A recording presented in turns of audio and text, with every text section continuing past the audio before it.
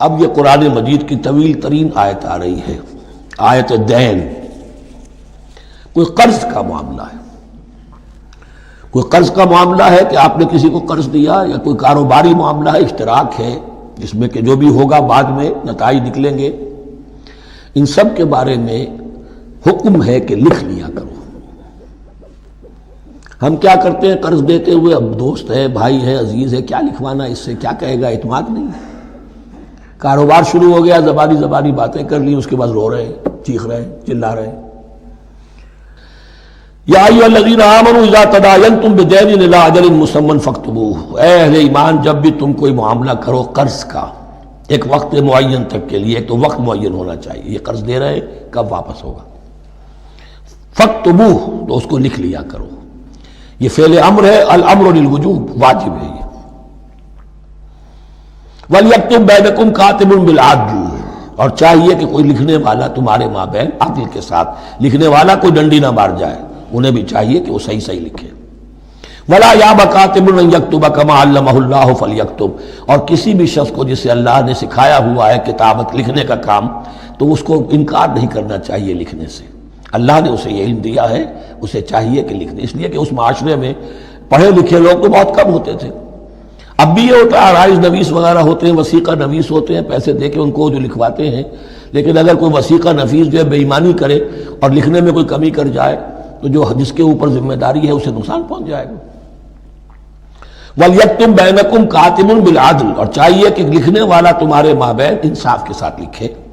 وَلَا يَأْبَ كَاتِبٌ أَن يَكْتُبَ كَمَا عَلَّمَهُ اللَّهُ فَلْيَكْتُبْ، اور نہ انکار کرے کوئی لکھنے والا اس سے کہ وہ لکھے جیسے اللہ نے اسے سکھایا ہے، تو لکھنا چاہیے۔ وَلْيُمْلِلِ الَّذِي عَلَيْهِ الْحَقُّ، لکھتے وقت املا وہ کرائے جس کے ذمے رقم آ رہی ہے، جس پر حق آ رہا ہے، علیہ الحق، وہ لکھوائے، جس کا مال ہے وہ نہ لکھوائے، جس پر ذمہ داری آ رہی ہے وہ لکھوائے، جو میں کیا ذمہ داری لے رہا ہوں۔ وَلْيَتَّقِ اللَّهَ رَبَّهُ، اور اللہ سے ڈرتا رہے اپنے رب سے، وَلَا يَبْخَسْ مِنْهُ شَيْئًا، اور لکھوانے میں اس میں سے کوئی شے کم نہ کر دے۔ فَإِنْ كَانَ الَّذِي عَلَيْهِ الْحَقُّ سَفِيهًا، اب اگر وہ جو مقروض ہے، جو قرض لے رہا ہے، جس کے ذمے کوئی ذمہ داری آ رہی ہے، وہ ناسمجھ ہے یا بوڑھا ہے، ضعیف ہے، اور لا يستطيع ان يمل، یا اس کے اندر یہ اتنی صلاحیت نہیں ہے کہ املا کرا سکے، یہاں املا کے معنی میں ہے، ہوا فَلْيُمْلِلْ وَلِيُّهُ بِالْعَدْلِ، تو اگر وہ نہیں املا کرا سکتا تو اس کا کوئی ولی ہو، اس کا کوئی وکیل ہو، اس کا کوئی اٹارنی ہو، وہ اس کی طرف سے اس کو لکھوائے۔ وَاسْتَشْهِدُوا شَهِيدَيْنِ مِن رِجَالِكُمْ، یہ ایک آیت چل رہی ہے، ابھی پورے رکوع کے اوپر ایک آیت پھیلی ہوئی ہے، سوائے آخر میں تھوڑا سا حصہ دوسری آیت آئے گی۔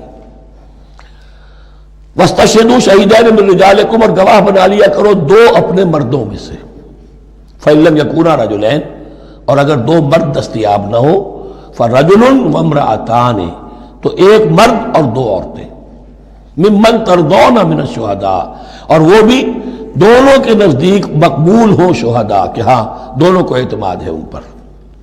اب یہ جو سوال آ گیا کہ ایک مرد کی جگہ دو عورتیں، دو مرد یا پھر ایک مرد کا ہونا تو لازم ہو گیا، محض عورت کی گواہی نہیں چلے گی، لیکن اس کا آیا مسئلہ ہر قسم کے معاملے کا ہے یا قرض اور مالی معاملات میں وثیقہ نویسی کا، یہ ایک علیحدہ مسئلہ ہے، یہ تو باتیں پھر فقہا کے ہاں تفصیل سے ملتی ہیں، لیکن یہ مسئلہ موجود ہے کہ دو مرد، اور اگر دو مرد دستیاب نہ ہو تو ایک مرد اور دو عورتیں، تو سوال تو پیدا ہو گیا کہ کیا عورت کی گواہی عادی ہے؟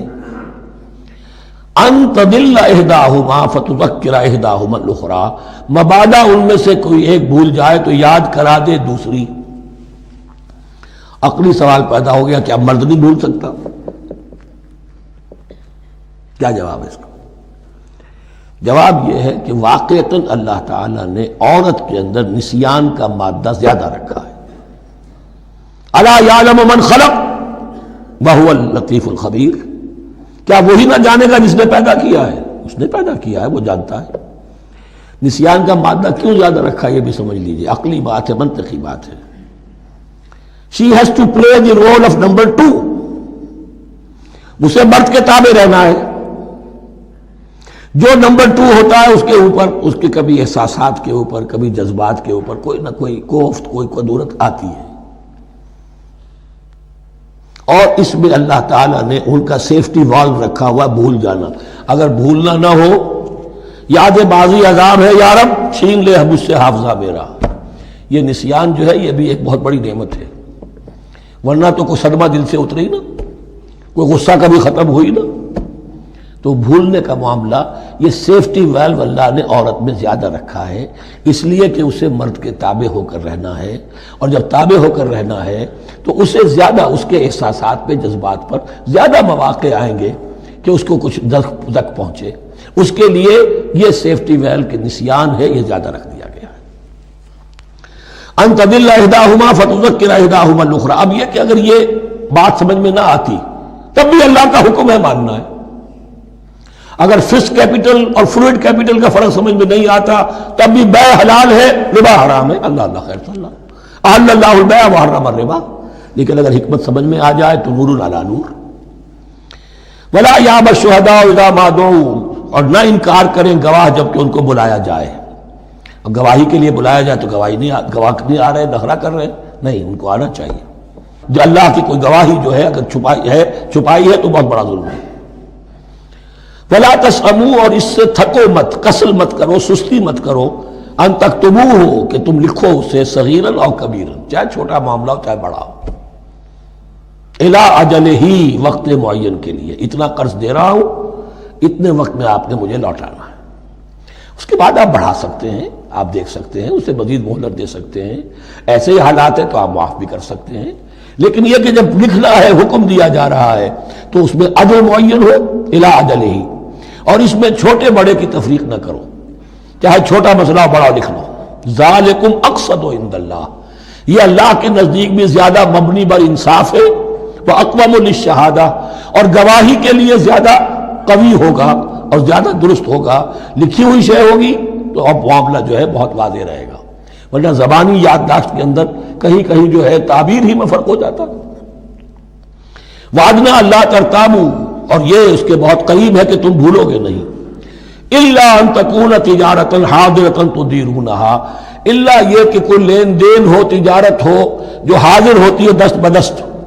آپ نے سودا دیا، اس نے پیسے دے دیے، اب کیش بھی وہ دے دیجئے یا آپ دینا چاہیں تو، ورنہ یہ شریعت میں لازم نہیں ہے۔ اگر ایسا دست بدست کا معاملہ ہے تو پھر یہ ہے کہ وہ تو ہو گیا ایکسچینج، وہی مال جو ہے دکاندار نے مال دیا، آپ نے پیسے دے دیے، اس کے لکھنے کی ضرورت نہیں ہے۔ الا ان تکون تجارتا حاضرتا تدیرونہا بینکم، تو اگر وہ تجارت ہو کہ نقد تمہاری چلتی ہے، آپس میں لین دین ہو رہا ہے، فلیس علیکم جناح الا تکتبوہا، تو کوئی حرج نہیں ہے تم پر کہ اسے نہ لکھو۔ واشہدوا اذا تبایعتم، اور گواہ بنا لیا کرو جب کوئی مستقبل کا سودا کرو۔ یہ بیع سلم جو ہوتی ہے یہ مستقبل کا سودا ہے، قرض کا سودا ہے۔ بیع سلم بھی ایک طرح کا قرض ہے۔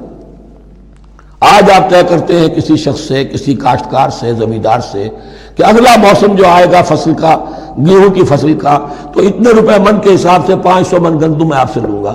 یہ بیع سلم کہلاتی ہے، اور اس میں لازم ہے کہ پوری قیمت ابھی ادا کر دیں۔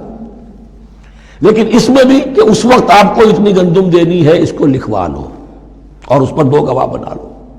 واشہدوا اذا تبایعتم ولا یضار کاتب ولا شہید، اور نہ نقصان پہنچایا جائے کسی لکھنے والے کو یا گواہ کو، اور نہ نقصان پہنچائے کوئی لکھنے والا یا گواہ۔ یضار دونوں کے لیے آ جائے گا، یہ معروف بھی ہے اور مجرور بھی ہے۔ نہ ضرر پہنچایا جائے اور نہ ضرر پہنچائے، نہ کوئی کاتب اور نہ کوئی شہید گواہ۔ وَإِن تَفْعَلُوا، اگر تم ایسا کرو گے، نقصان پہنچاؤ گے، فَإِنَّهُ فُسُوقٌ بِكُمْ، تو یہ تمہارے لیے بہت بڑے گناہ کی بات ہوگی۔ وَاتَّقُوا اللَّهَ، اللہ سے ڈرو، وَيُعَلِّمُكُمُ اللَّهُ، اللہ تمہیں تعلیم دے رہا ہے، وَاللَّهُ بِكُلِّ شَيْءٍ عَلِيمٌ، اللہ ہر چیز کا علم رکھنے والا ہے۔ یہ ایک آیت ہوئی ہے آخری پارے کی، میرا غالب 4 5 6 صورتیں جمع کر لے تو جا کر یہ ایک آیت کا حجم برابر ہوگا۔ جو میں نے کہا تھا کہ آیات کی تعیین توقیفی ہے، یہ ہمارے حساب کتاب سے، گرامر سے، منطق سے، علم بیان سے کوئی تعلق نہیں اس کا۔